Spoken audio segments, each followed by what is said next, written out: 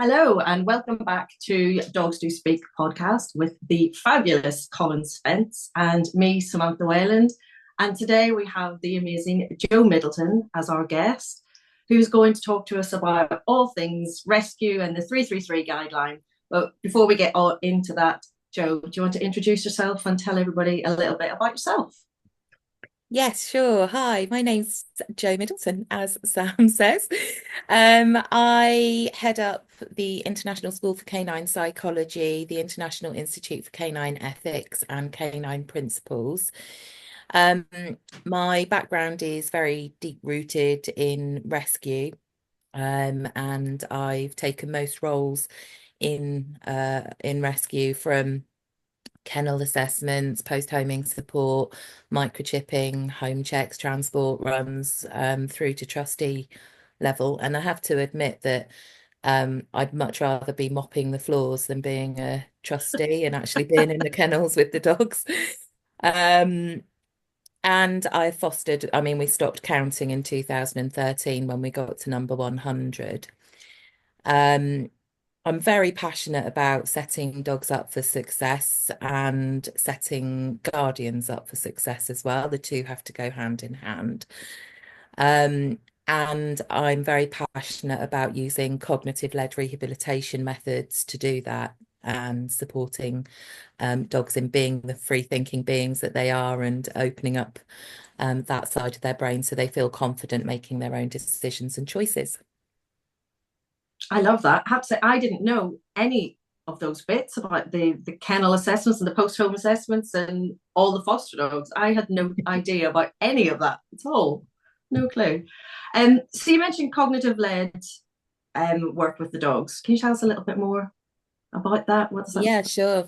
So cognitive-led rehab is fabulous for any dog, but particularly if you've got a dog that has experienced an emotional trauma or a dog post-surgery as well, where maybe they've had a limb amputated, for example, to support their rehabilitation into becoming well, to fulfilling their true potential and being the balanced and happy dogs that we all strive to share our lives with and hope that we're able to support in being.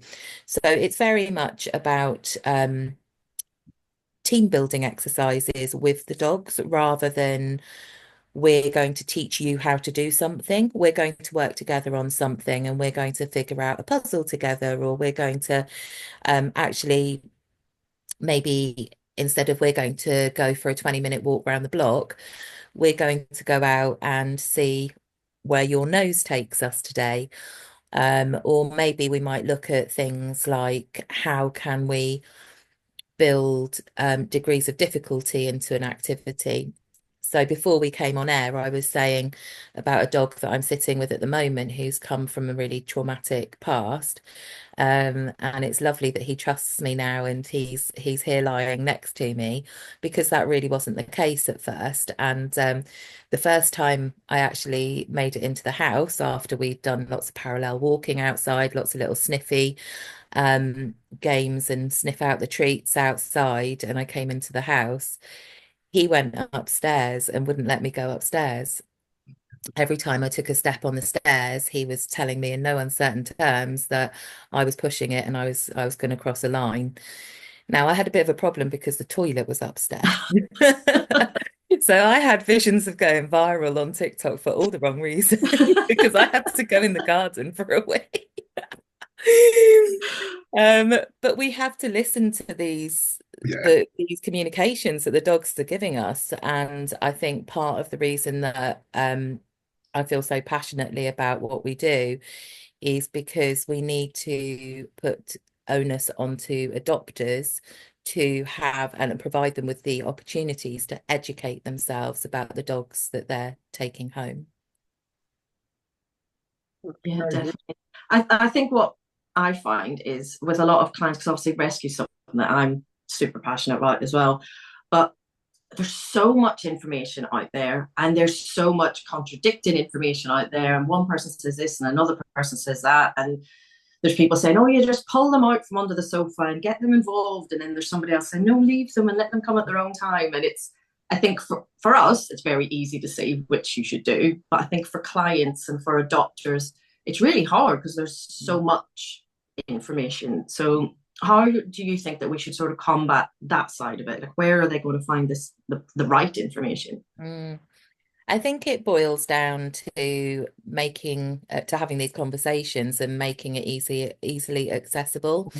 Mhm. Sadly, in our industry, I see a lot of confidence trumping competence. And maybe, and in the nutrition space as well. I know we briefly touched on that before we came on air as well. But in the nutrition space as well, those that have got the confident marketing and the big marketing budgets, but not necessarily the correct nutritional value being added to the foods, and they're packed with cereals maybe, they will be favoured by a trusting member of the public, believing that they're acting in the best interests of their dogs. But if we're able to keep on speaking out about these issues and keep on making the information about ethical practices readily available, then we can start to really keep the positive movement shifting, if you like. I don't know if that's the right way of phrasing it, but keep attracting people to actually, do you want a kind, calm, ethical approach where you're working with your dog rather than against them, where you're not basing a relationship on fear and mistrust? Whereas actually you could be having this beautiful blossoming team building approach where your dog's a part of the family and not someone that feels that emotionally unstable because of the environment that they're in. Definitely. Jo, what's your take on?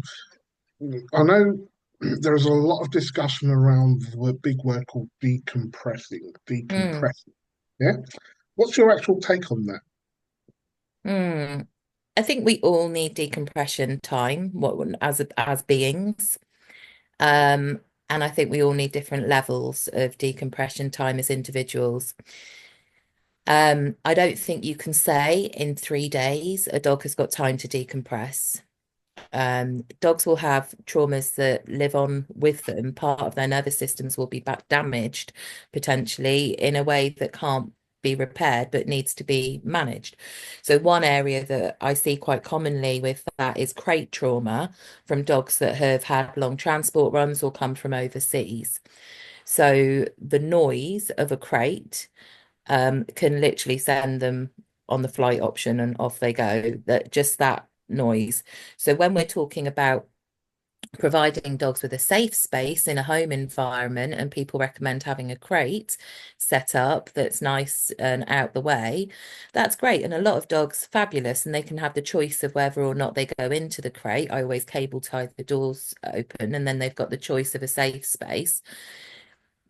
But if you've got a dog that has got crate trauma, even like associated noises like maybe a fire guard or something metally that sounds like that clanging is going to trigger something in them that's going to create that fear association that they have.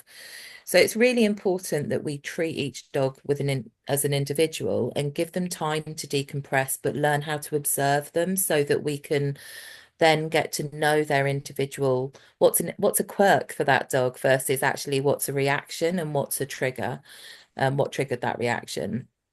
So one of the areas that I'm keen to make sure that guardians, new adopters, and new guardians have more access to is the ability to read dogs' body languages, how to make sure that they're able to do a dog observation, because as professionals we learn these things and we almost get the curse of knowledge where we're seeing things and picking things up and presuming that other people have seen what we've seen, when actually they might not have seen that lip lick or that ear position change or the whisker position change even, or the tail tuck, or all of the, even just a stiffening or an increase in breath rate that we might spot is second nature to us now, but to anyone else who hasn't had the training we have might not pick that up.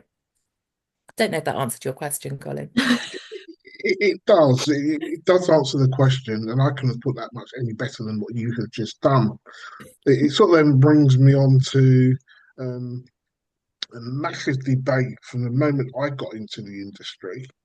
That was one of the first things I heard was the 333 rule, and it became something that I used on a regular basis.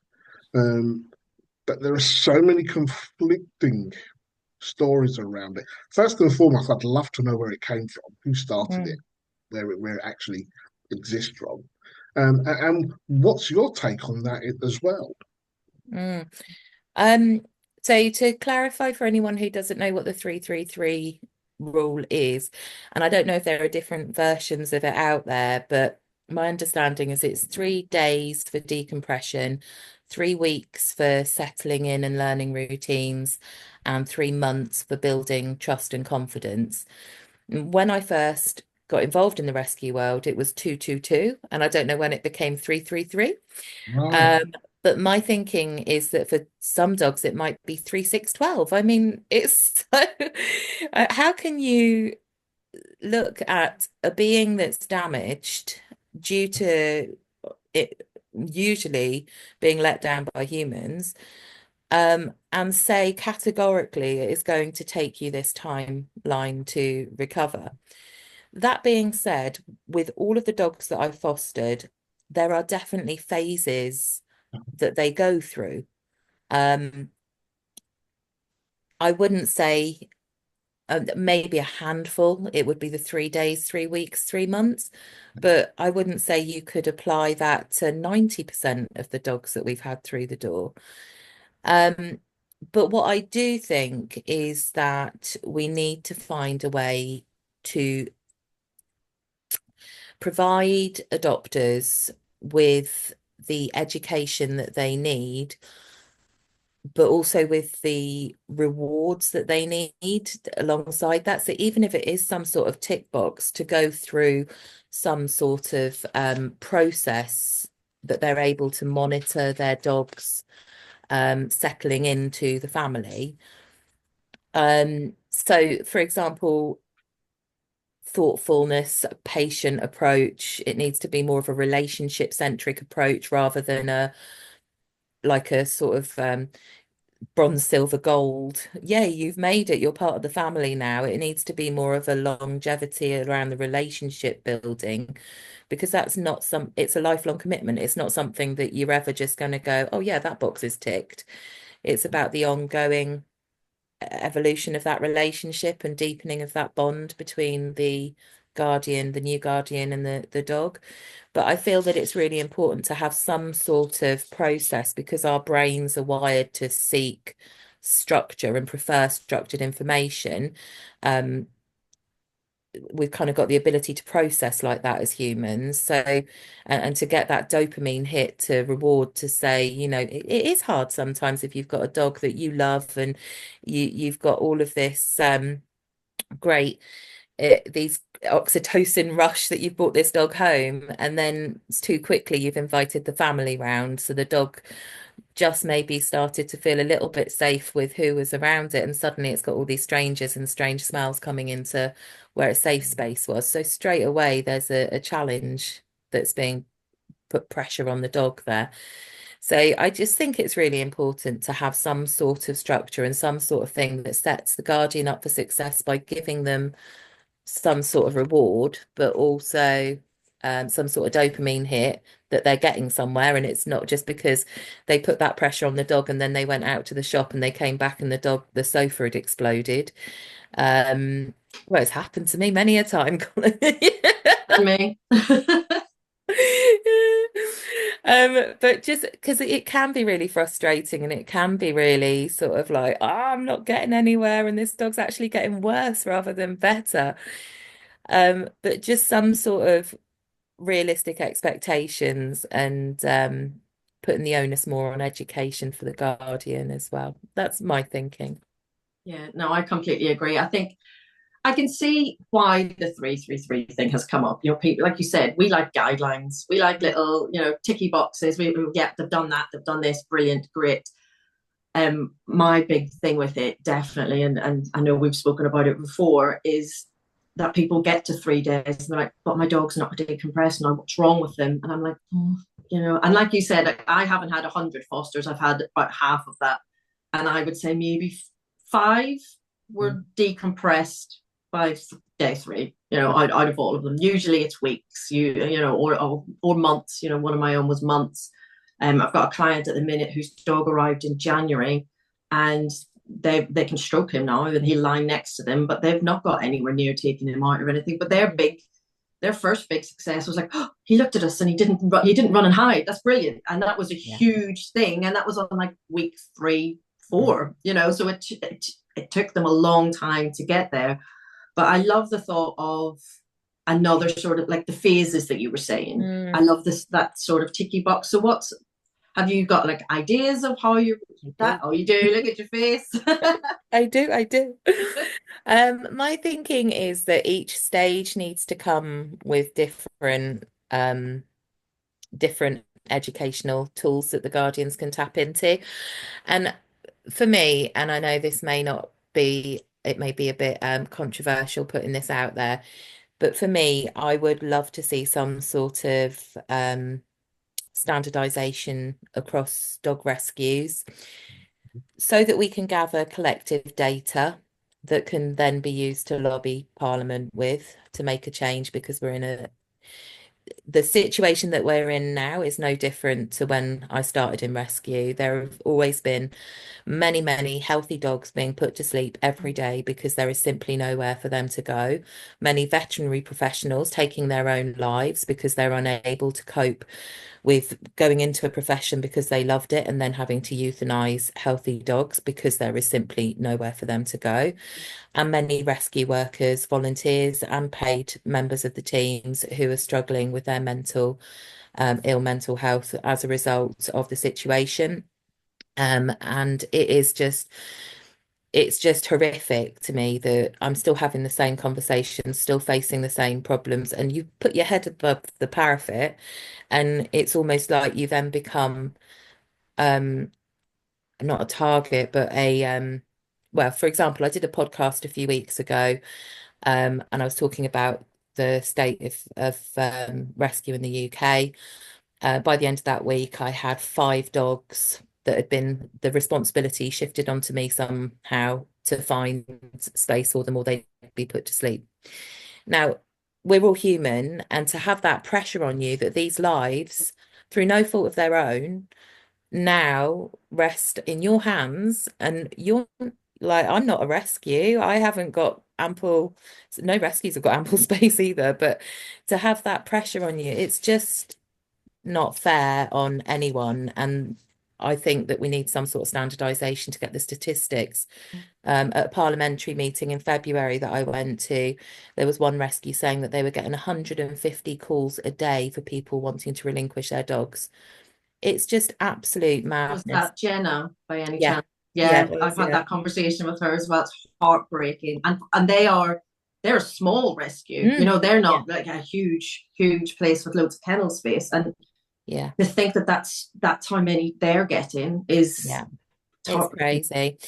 But then even as a behaviourist, I've had calls with people saying we're on our way to the vets to have the dog put to sleep. If you don't help us, then the dog's going to die. I mean, you can't put that on someone, but it happens. I've had that as a trainer, and it's just happens all the time.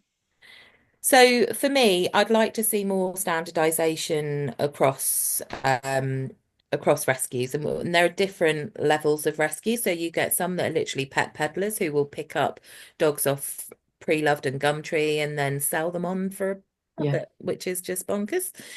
And maybe with some cheap flea treatment or something that won't work, and say that all of their stuff, and no assessments, and entire usually as well, although that's a whole different debate. And then you also get the ones that are really ethical, that do everything by the book, that will provide unlimited behavioural support post-homing, will do checks and make sure that everything is done properly. If we could have some sort of regulation, some sort of standardization across the board for rescues, so that we're able to at least make sure that the dogs are being home to homes that are able to look after them properly, and equipped to do so. And then we've got a basis to roll out some sort of system that sets the guardians up for success with education and provides them with a system like the one that I have in mind. But I agree, I admit that I'm probably like poles apart from some people. What this is very much just a kind of fledgling idea that I have.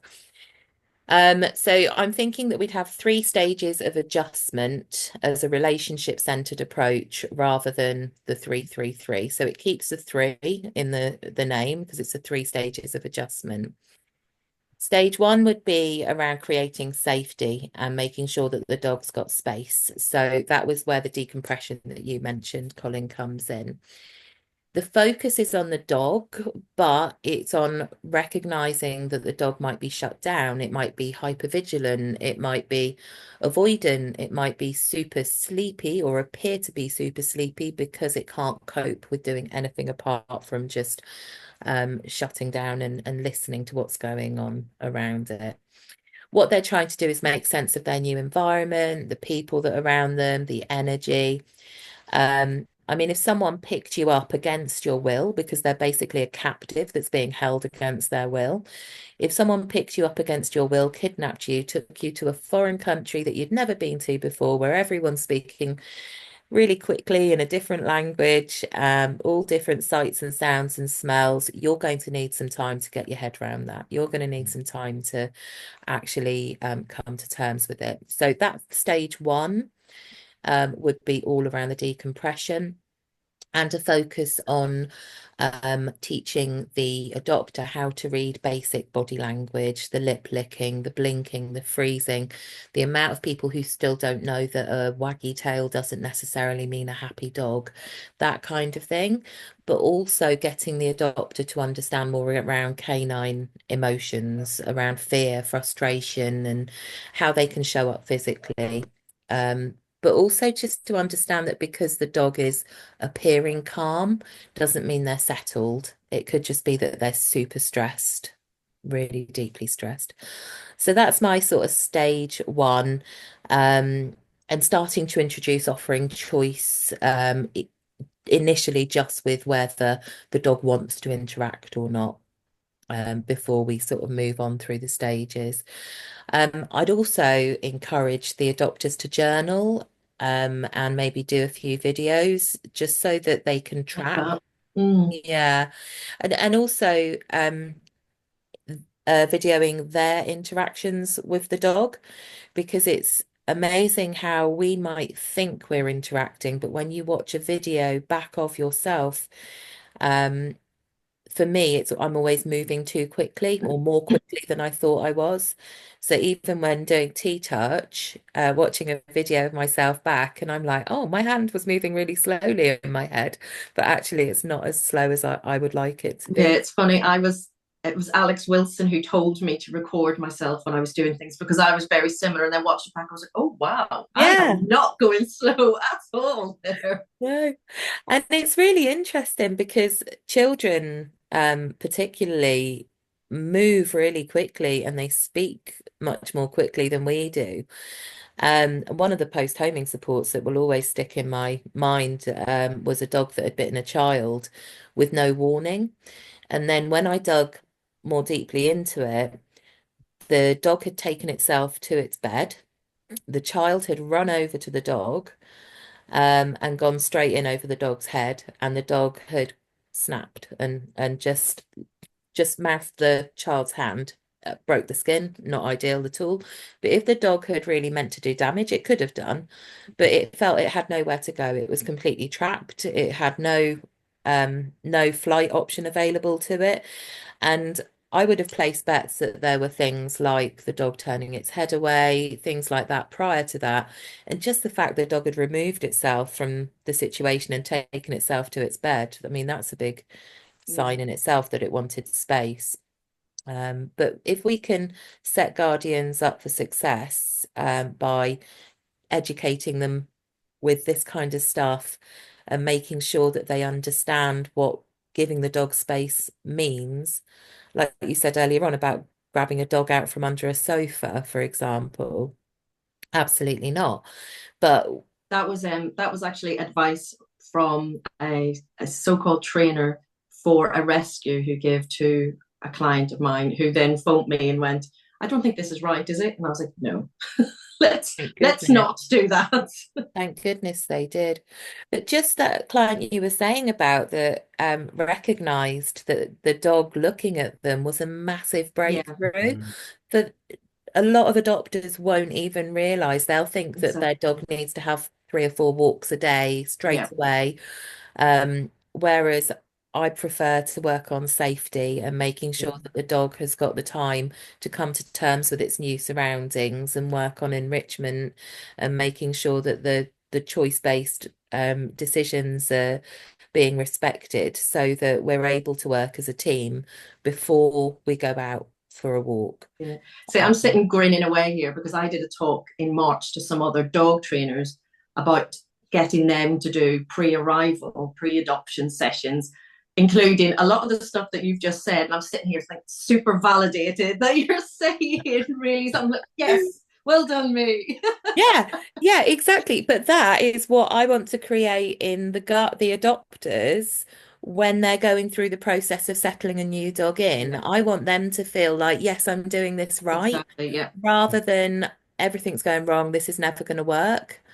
We've made a mistake, we need to take this dog back. I want them to 100%. be set up for success and have those feelings of, yes, that's Yeah, right, we're doing this okay. And I may be living in a dream world, but you've got to have a dream to make a dream come yeah. true. If you are, I'm in there too because that is, Yay! yeah, absolutely. I think that's the only way to have successful adoptions, you know, to set the owners and the dogs up for success. It has to be both because, you know, the dogs aren't employing us, the dogs aren't contacting us. So we have to get that, like you said, those dopamine hits. It Yeah, has to be the owners getting those as well because they're not going to contact us if they're not. yeah, So, absolutely.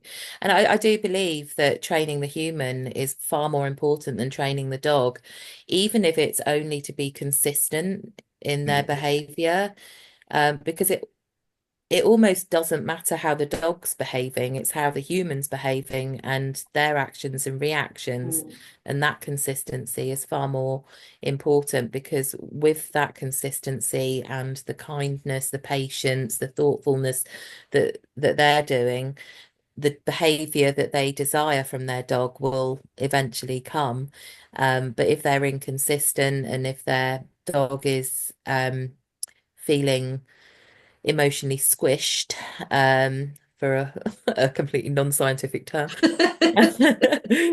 They're not going to have those foundations for that team feeling that we want to create. So the second stage that I'd like to see is around discovering their personality and exploring together. And I'd like to um, set guardians up for success in knowing that this is where the dog's going to be testing boundaries. So we're going to be discovering their personality, but just because that sofa has exploded or the door frame has shrunk, it doesn't mean that that is their personality. It means that the dog is asking for feedback and testing a boundary, or it could be that they're chewing to release an endorphin that calms the brain because they've got separation anxiety and they're struggling with that when the guardian's going out. But it doesn't mean that the dog is a bad dog. It just means that they need to feel safer and they're expressing their needs and they're expressing their stresses. So what we want to be doing is giving feedback to the areas that we want to see more of, and ignoring as far as we can the areas that we want to see less of. So as part of this stage, I'd like to do more or see more education around what is normal dog behavior versus what is a real behavioral concern, like resource guarding, for example. It might be that they need some additional support if they see X, Y, and Z. But we want to encourage confidence and we want to make sure that all interactions are low pressure. We're not going to be putting pressure on a dog to do as it's told. We're going to be offering it choices. We're going to be staying consistent with our routine, our tone, and how we're acting so that they learn that they can depend on us to be their ally. And then the final stage is all about the sort of family feel, the trust, the integration. And that's where I'm saying this is an ongoing thing. This is forever. But I feel like it would really support adopters to have some key things that they could be looking out for, some key things that they could be doing. For example, some ideas of homemade enrichment games. We did a great one this morning with just a takeaway coffee cup that I rinsed out and then started off by putting some treats in and tipping it upside down, and he knocked it over with his nose and got the treats. And then we put in an old treat bag stuffed on top of the treats and put that upside down, so he tipped it over and then pulled the treat bag out and got the treats. And then we actually put some more treats in the treat bag as well as in the coffee cup and then stuffed it in. I mean, it cost basically nothing because everything was here already, and he's now fast asleep next to me. Happy dog. Whereas if we'd gone out for a walk, he's still very anxious. And that could have maybe meant that he was not as relaxed as he is right now. So yeah, they're my ideas for a way that we can still incorporate the three, but make it more of an individualized, flexible phases, individualized approach, which really minimizes any pressure on the dog and focuses more on a relationship-centered approach. I think that sounds absolutely fantastic. Yep. I'm really glad because I was a bit nervous. No, it's perfect.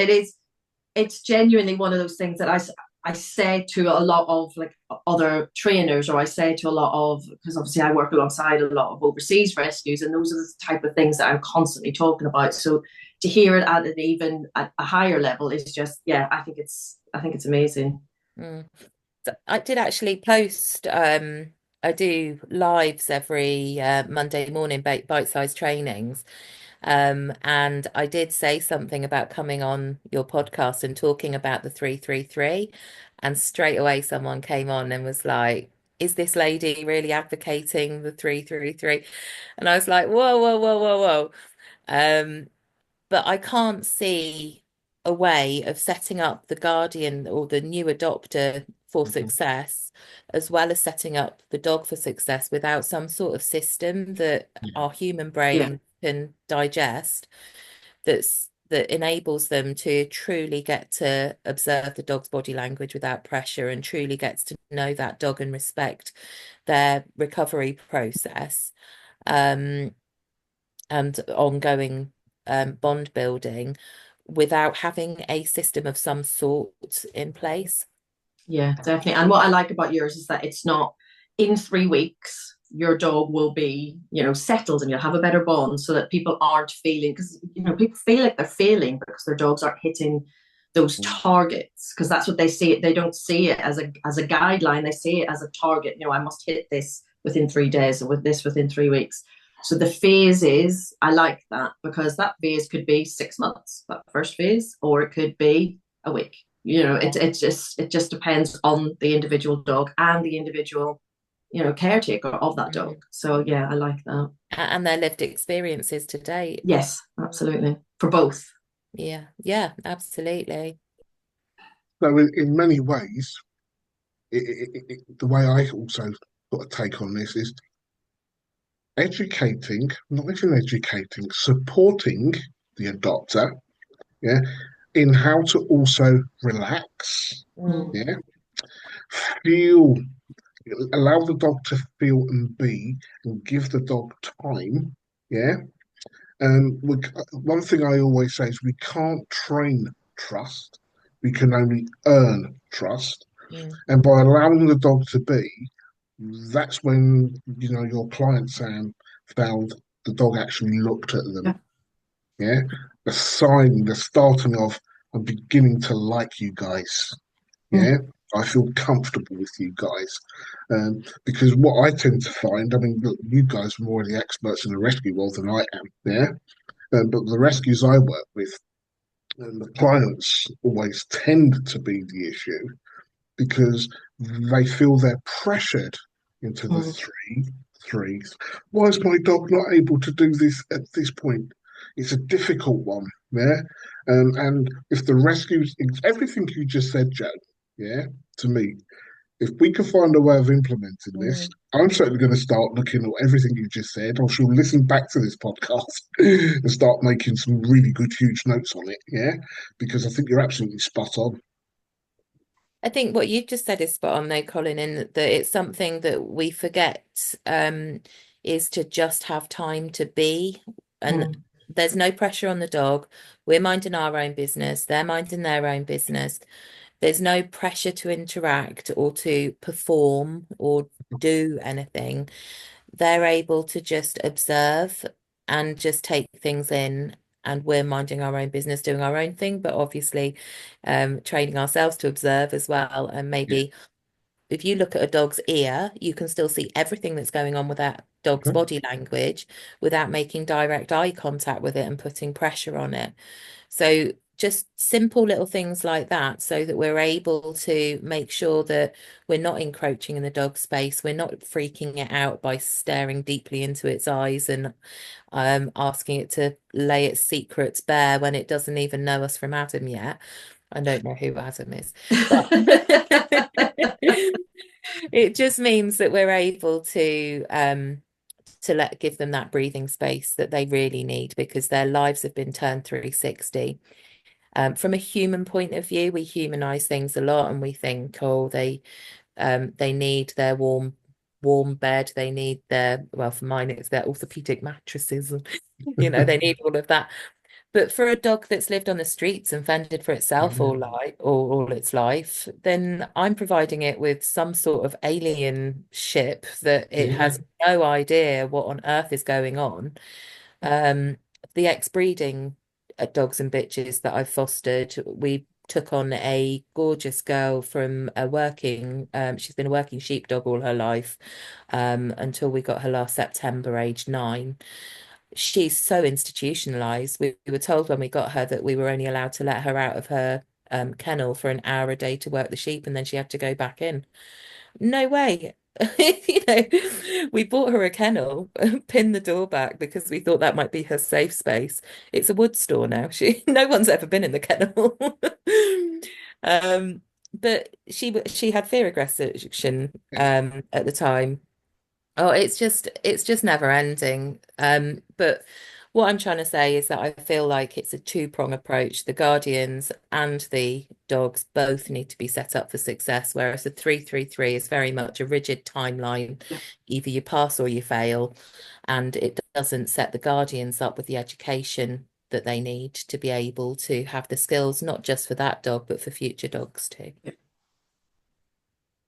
Joe, that was absolutely amazing. Yeah, I love Uh, that. if anyone wanted to, speak to you with this or elaborate or email you, is there any way someone could make contact with you? Yeah, sure. If you just email Jo, Jo, at canineethics.org. Okay. Joe, Amazing. thank you so much for coming along to Dogs Do Speak. I Thank you for thoroughly having enjoyed me. that. No, I thoroughly, we're privileged, we're pleasured, myself and Sam, because everything you said was absolutely spot on. So thank you very much for that. Okay. Thank you.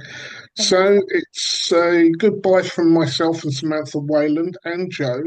Until the next time, please do though hit that subscribe button so you don't miss any further editions of our podcasts. And we'll be back soon. Bye for now.